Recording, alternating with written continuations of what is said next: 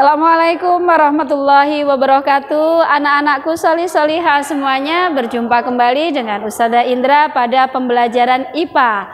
Ya, pada hari ini Ustazah akan mengambil tema rangka manusia, ya, seperti yang ada di sini. Akan tetapi pembelajaran ini adalah lanjutan dari materi yang kemarin.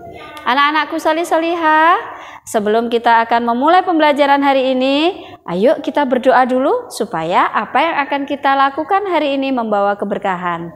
Ayo anak-anak, tangannya diangkat, kemudian kepala ditundukkan. Kita minta kepada Allah dengan membaca bismillah, kemudian doa akan belajar. Yuk kita mulai dulu. Tangannya diangkat sambil kita mengucapkan Bismillahirrahmanirrahim. Raditu billahi rabba wa bil islami dina wa bi muhammadin nabiyya wa rasula. Rabbi zidni ilma warzuqni fahma waj'alna minal muslimin. Amin. Nah, anak-anakku semuanya, kita akan mulai pembelajaran hari ini ya. Alhamdulillah kita bisa mulai untuk pembelajaran hari ini dengan melanjutkan yang kemarin. Kalau kemarin kita menjelaskan tentang vertebrata dan avertebrata, yaitu hewan yang memiliki tulang belakang dan tidak bertulang belakang. Anak-anakku, untuk kesempatan hari ini Ustazah akan menjelaskan tentang rangka manusia, ya, rangka manusia. Alat gerak dan rangka manusia itu yang akan kita pelajari hari ini. Anak-anakku, sebelum kita masuk ke rangka manusia, sebelumnya Ustazah akan kupas sedikit tentang otot dan tulang. Nah, apa sih bedanya otot dan tulang? Nah, anak-anak, coba kalian perhatikan semuanya. Bisa tangannya diangkat ya. Coba kalian sentuh telapak tangannya, bisa lengan bawahnya. Coba kalian sentuh. Bagaimana rasanya? Ya, ini agak lembek Ustazah, agak ada kayak daging Ustazah. Nah, daging itu apa anak-anak? Otot apa tulang? Ya, di sini nanti kalian akan bisa membedakan. Saat kalian menyentuh bagian yang agak lunak ini, itulah yang disebut dengan otot.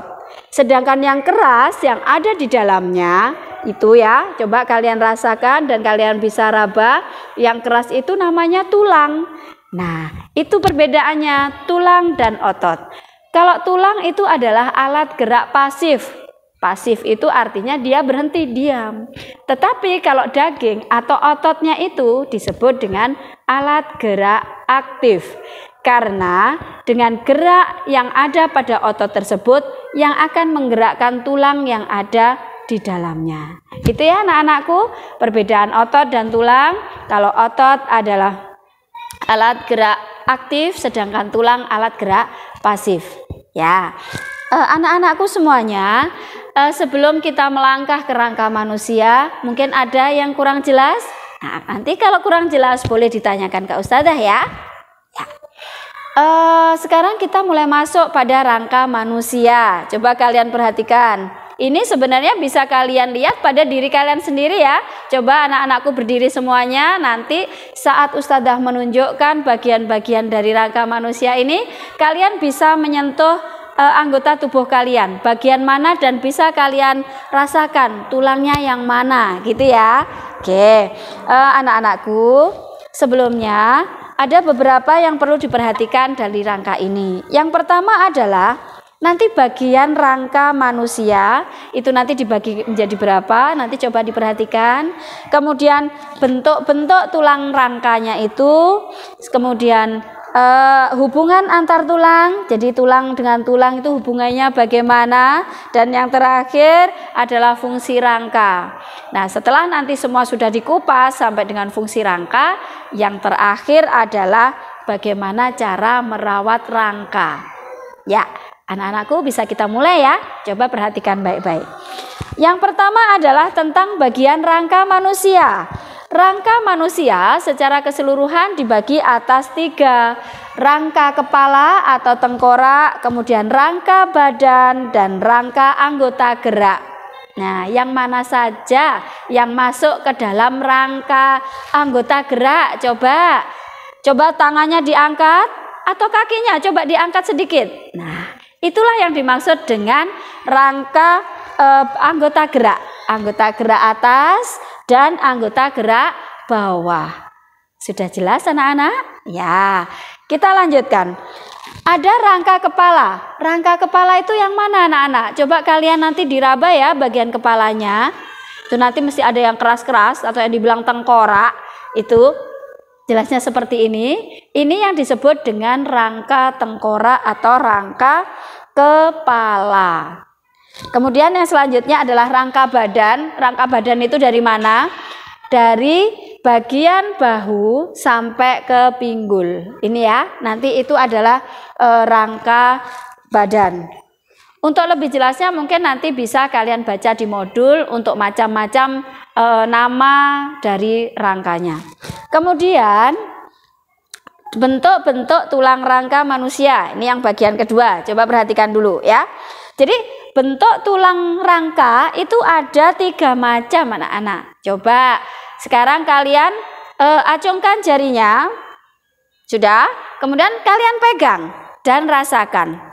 Bagaimana ruas-ruasnya? Panjang atau pendek? Kalau ruas-ruas jari bagaimana? Pendek Ustazah. Lah, itu betul. Ya, jadi kalau untuk ruas jari itu memang pendek. Tetapi dia bentuknya seperti apa? Seperti pipa, tapi dia pendek. Kemudian langsung ke lengan, coba diraba. Coba kalian raba. Kalau di sini bagian lengannya ini ada lengan bawah dan lengan atas. Ini bentuknya seperti pipa. Ya, jadi bentuknya ini adalah seperti pipa, lengan, terus kemudian paha, betis. Ini adalah bentuk pipa. Kemudian yang berikutnya adalah yang pendek. Itu adalah ruas tulang belakang. Coba kalian sentuh punggung. Itu bisa kalian tekan-tekan sedikit ya. Sambil pijet-pijet boleh ya. Nah, itu yang bagian belakang itu pendek. Ruas tulang belakang, kemudian tempurung lutut ini adalah bentuknya pendek. Kemudian tulang yang bentuknya pipih. Jadi ada yang ketiga bentuknya adalah pipih. Bentuk yang pipih itu kayak ceper gitu loh nak. Ya, cemet gitu. Yang mana? Oh, ini. Coba kalian perhatikan. Ada tulang selangka, kemudian ada tulang belikat ya. Kemudian yang bentuknya seperti inilah yang disebut bentuk pipih. Mungkin ada yang masih kurang jelas, nanti bisa lebih jelasnya dibaca modulnya kembali ya. Ya, coba diperhatikan kalau bentuk tulang itu ada 3. Berbentuk pipa, berbentuk pendek, dan berbentuk pipih ya, pipih. Untuk dahi ini juga pipih gitu ya. Oke, sudah selesai dua bahasan ya. Sekarang kita masuk ke bahasan berikutnya, yaitu hubungan antar tulang. Hubungan antar tulang ini disebut dengan persendian. Nah, ini persendian. Ada macam-macam anak-anak ya namanya sendi, nanti akan kita bahas. Nah, yang dimaksud persendian itu yang mana? Yang dimaksud persendian itu adalah yang menghubungkan antara tulang yang satu dengan tulang yang lain. Nih, coba perhatikan. Atau tulang yang ini telapak tangan dengan tulang yang sini. Ini coba kalian gerak-gerakkan. Nah, kok bisa bergerak Ustazah? Ya, karena di sini ada sendinya. Ya, ada sendi yang ada mempengaruhi pergerakan dari dua tulang ini. Begitu. Kemudian sendi itu ada macam-macam. Nanti untuk lebih lengkapnya bisa dibaca juga di modul. Ada sendi pelana, ada sendi engsel. Sendi engsel itu yang seperti ini. Kalian bisa nanti misalkan membuka pintu. Nah, kalian bisa mengibaratkan itulah sendi engsel. Membuka dan menutup 2 arah. Itu sendi engsel.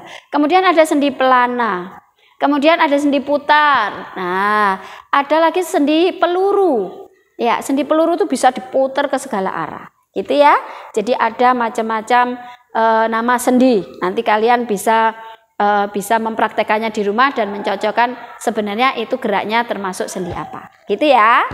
Kemudian yang berikutnya adalah fungsi rangka. Rangka tadi sudah dijelaskan dari rangka bagian kepala, tengkorak sampai dengan anggota gerak itu ternyata banyak fungsinya. Fungsi yang pertama itu adalah apa? Kalian bisa berdiri tegak. Berarti ini fungsi rangka sebagai apa? Ya, betul. Penegak dan pemberi bentuk tubuh. Itu yang pertama, bisa menjadi penegak. Yang kedua adalah melindungi alat-alat tubuh dari bagian-bagian yang penting. Kalian masih ingat kemarin ada vertebrata, ada avertebrata. Kalau vertebrata itu bagaimana? Organ yang penting itu ada di dalam, dan yang melindungi itu adalah rangka. Gitu. Jadi aman. Semacam kita, coba kalian perhatikan. Jantung, paru-paru adanya di mana? Di luar apa di dalam? Ya, di dalam kan? Nah, yang melindungi apa supaya aman? Jelas ada rangka. Ada rangka yang melindungi bagian organ penting di dalamnya. Sudah jelas ya? Fungsi yang kedua. Fungsi yang ketiga adalah tempat melekatnya otot. Kalian tadi coba, sudah kan? Sudah meraba. Ternyata tulang itu tempat melekatnya otot. Seandainya tidak ada tulang, terus otot itu melekatnya kemana? Lah, yo ngelimpruk gitu ya. Tapi ini tidak. Masya Allah, Allah menciptakan tulang itu sebagai tempat melekatnya otot sehingga tubuh itu akan ada bentuknya, gitu ya. Yang berikutnya adalah sebagai tempat pembentukan sel-sel darah merah. Yang berikutnya sebagai alat gerak pasif. Itu ya anak-anakku, ada 5 fungsi otot yang sudah dijelaskan sama Ustazah. Nanti kalian bisa baca ulang, kalian bisa pahami lagi, sehingga kalian bisa mempraktekkan, oh sekarang ini apa ya fungsi tulang buat aku gitu. Gitu ya sayang ya. Kita lanjutkan, yang terakhir adalah bagaimana cara merawat rangka. Kenapa Ustazah kok rangka harus dirawat? Sebagaimana Allah menciptakan semua hambanya, semua dalam bentuk yang sempurna, itu mesti harus kita mensyukurinya. Bagaimana cara kita mensyukurinya? Yaitu dengan cara merawatnya. Anak-anakku solih-solihah semuanya, kalau kalian lihat mungkin, atau kalian sendiri mempraktekkan saat duduk, posisi duduk yang benar adalah yang seperti ini, tegak. Tapi ada juga yang sukanya gini, kepalanya diletakkan di bangku. Jadi tulangnya bengkok ke kanan, tulangnya bengkok ke kiri. Nah, itu juga menyebabkan kelainan pada rangka. Kemudian ada lagi yang berdirinya tegak banget ya, tegak sekali. Nah, itu juga menyebabkan kelainan. Ada lagi yang suka bungkuk gitu.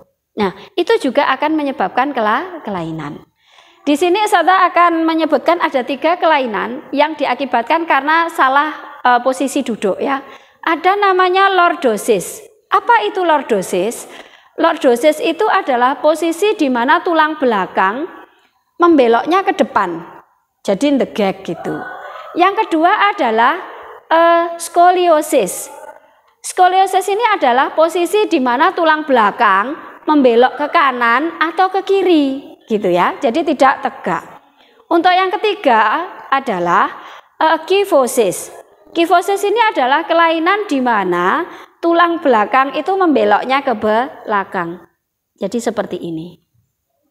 Nah, tadi Ustazah menyebutkan cara mensyukuri adalah merawatnya. Nah, bagaimana cara merawat rangka? Tadi kan ada karena kelainan posisi duduk. Nah, bagaimana itu mengatasinya? Yaitu dengan cara membiasakan duduk yang tegak. Pandangan matanya lurus, kemudian punggungnya pun tegak. Nah, itu nanti akan apa ya? Memperbaiki posisi tulang belakang kita sehingga lebih baik lagi. Anak-anakku, selain dengan memperbaiki posisi duduk, cara merawat rangka yang berikutnya adalah jika membawa beban itu bergantian gitu. Kalau membawa tas berat di kanan terus ya, nanti lama-lama bisa berat sebelah. Jadi bergantian, ke kanan, kemudian ke kiri, ke kanan, saling bergantian. Atau boleh menggunakan tas gandong. Tas gandong itu boleh dipakai, asal tidak ngelendot ke bawah gitu ya. Kalau gaya anak muda sekarang itu tasnya ngelendot ke bawah. Tapi ini pakailah sesuai postur kita. Jadi yang pas dan kita rasa nyaman, itu yang kita pakai. Sehingga akan tulang rangka kita itu akan terawat. Kemudian olahraga teratur, makan yang bergizi, khususnya banyak mengandung susu, itu juga banyak fungsinya untuk memperbaiki tulang-tulang kita. Anak-anakku semuanya, tadi Ustazah sudah jelaskan panjang lebar tentang rangka, kelainan-kelainan yang ada pada rangka, kemudian cara merawatnya, kemudian hubungan antar sendi. Nah, itu semua adalah cara kita mensyukuri ciptaan Allah berupa rangka. Anak-anakku, mungkin ada yang terlewat? Oh ya, itu Ustazah, bagaimana jika gigi kita keropos, kemudian tulang-tulang kita itu keropos, itu namanya apa? Apakah kelainan karena posisi duduk atau bagaimana?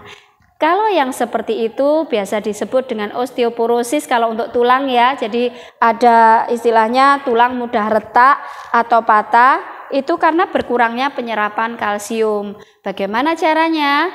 Kita rajin minum susu atau banyak makan makanan yang bergizi. Itu ya anak-anakku semuanya, solih-solihah. Rasanya sudah panjang lebar Ustazah menjelaskan tentang rangka manusia, anggota gerak, dan yang lainnya. Anak-anakku solih-solihah semuanya, demikian paparan dari Ustazah. Ada kurang lebihnya hanya dari Ustazah sendiri, Ustazah pribadi, dan jika ada lebihnya itu hanya dari Allah semata. Kita akhiri pertemuan kita pada hari ini. Kita ucapkan alhamdulillahirabbil alamin, dan Ustazah tutup dengan wassalamualaikum warahmatullahi wabarakatuh.